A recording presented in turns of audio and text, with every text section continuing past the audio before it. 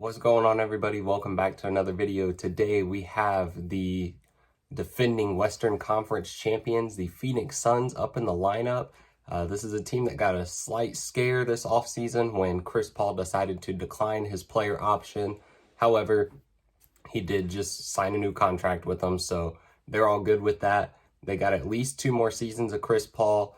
The third season in his contract is partially guaranteed, and then the last year of his contract is a non-guaranteed deal until a certain date. So if they decide to, he's going to be very old by then. If they decide and that going into that 4th season that they want to cut him, they can cut him. They don't have to pay him any of that money. So we'll see how those things play out. But like I said, they at least got 2 more seasons of Chris Paul. His play and his leadership is a huge reason why they made it to the finals this past year. We've seen it time and time again. Chris Paul really comes in and changes these franchises around. He was a very good player with the Hornets. Then he was a very good player and helped the Clippers become a playoff team and make some very deep playoff runs. And then now he comes over to the Phoenix Suns and he helps take them to the finals his first year with them. So we see that this guy comes in and he's a franchise changer.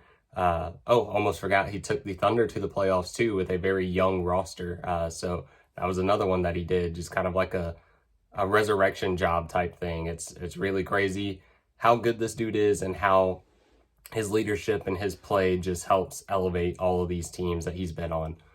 Devin Booker's another guy.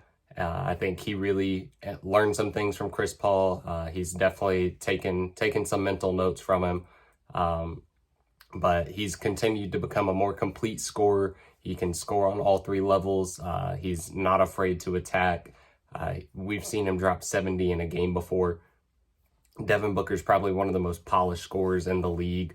But he's got a real team around him now. He's not playing with a poverty Suns franchise. This is not the Suns that we knew 4 and 5 years ago. This is a legit team ever since the NBA bubble. We saw him go 8-0 there. Then we saw him win 51 games out of a 72-game season this past season and go to the finals and take a couple of games there. So this is not the team Devin Booker's had around him for a while. This is a team that's actually trying to win and trying to compete now. And that's just got to be really helpful for Booker and his mindset. He knows that there's a team trying to compete around him now, and he doesn't have to completely carry the load with a guy like Chris Paul there and with a guy like DeAndre Ayton, who's also showing signs of dominance. Although his averages went down a little bit, his field goal percentage went way up, and he also had a career high percentage from the free throw line this past season. So DeAndre Ayton's a guy that he's just a massive body down there in the paint. He's going to be able to body up just about anybody. He can score very well in the post. He rebounds very well. He can block some shots. He can also get his shot blocked. Sorry, Suns fans.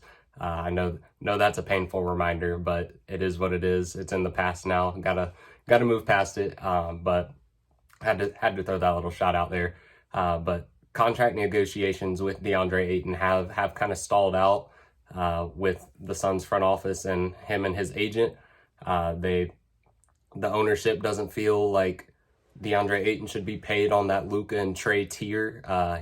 They don't think that he should be getting that maximum extension off of his rookie contract, and I do agree with that. He's not a Luka or a Trey Young, but he was the starting center on a NBA Finals team, and he was a contributor on that team. He wasn't just a dude going in there getting 8 points and 4 rebounds and blocking a shot a game. Like he was going in there, he was getting double doubles.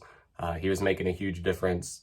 So I think maybe instead of like the 4 or 5 year, 173 million maximum, maybe they give him like the maximum years, but maybe 150 million. I don't know if that's something he'd be willing to take, but maybe just take that pay scale down, because I do agree he's not on that Luka and Trey tier, but he is a very valuable player for this team, and they can't forget that when they're making these negotiations.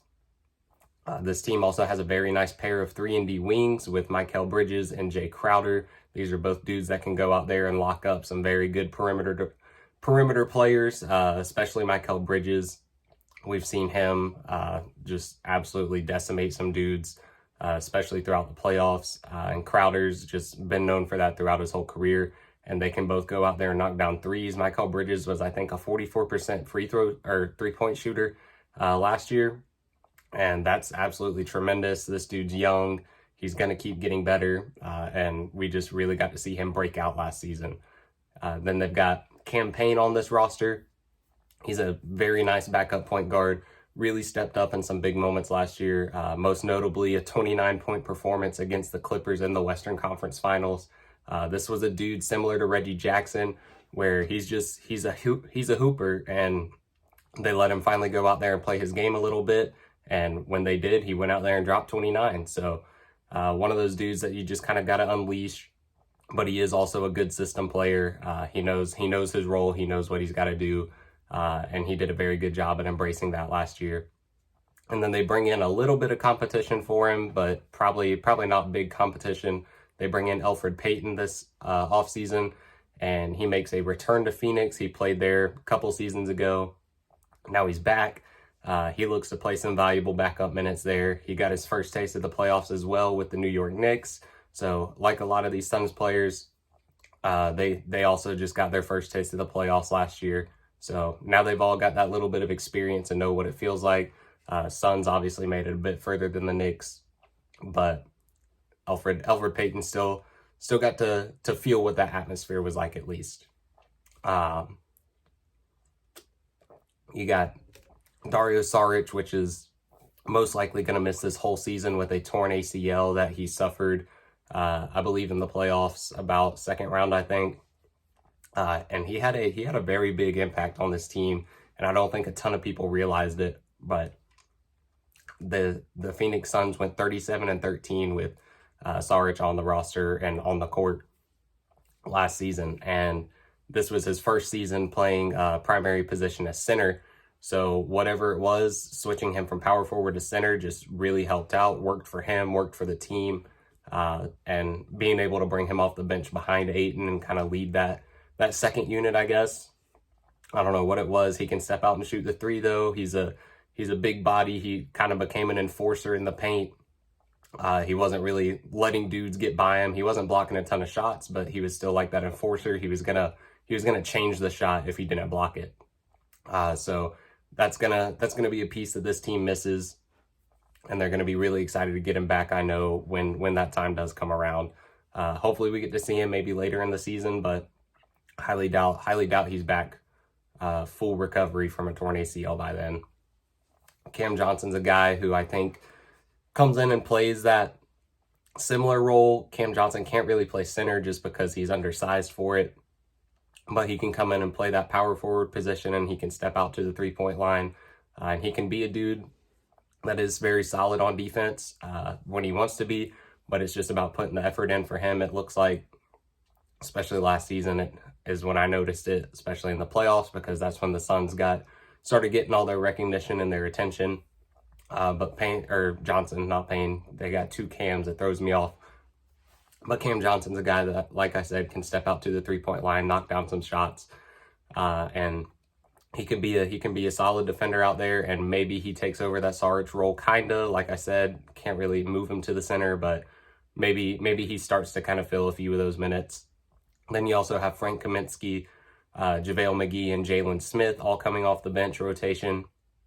And that's in addition to Cam Johnson.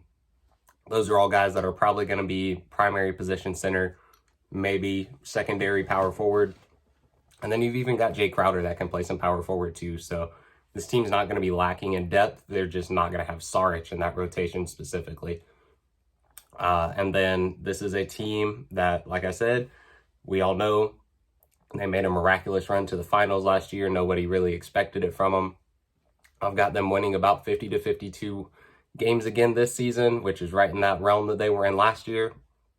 And I've got them as my second seed behind the Denver Nuggets. That's kind of my bold prediction, I guess, for my Western Conference. It's having Denver as the 1 seed. But either way, I got Phoenix at number 2 here. Got them making it to the Western Conference Finals and losing there. So that is my expectations and predictions for this team. Thank you for tuning in. Make sure you leave a like, comment your thoughts here, and subscribe if you're new, and we will catch you on the next video. Peace out.